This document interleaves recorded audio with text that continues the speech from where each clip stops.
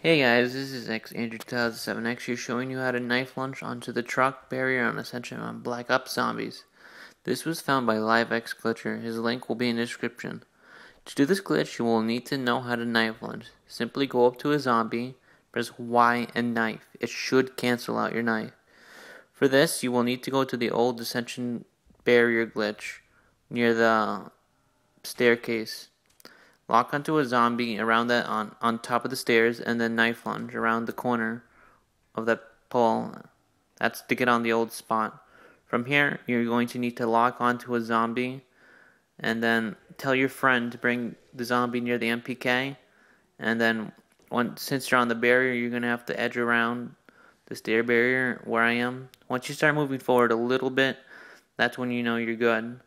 And then once the zombie is around that window or near the MPK, knife lunge. If done properly, you'll be in the truck. If you're on the truck, you need to run off into the barrels or the debris, or you will hit a death barrier. Other than that, it's a lot easier than strafing, because I know strafing is a pain in the ass and not many people know how to do it. But now it's very easy, or at least easier to do. Hope you guys enjoyed this video and this commentating. See ya.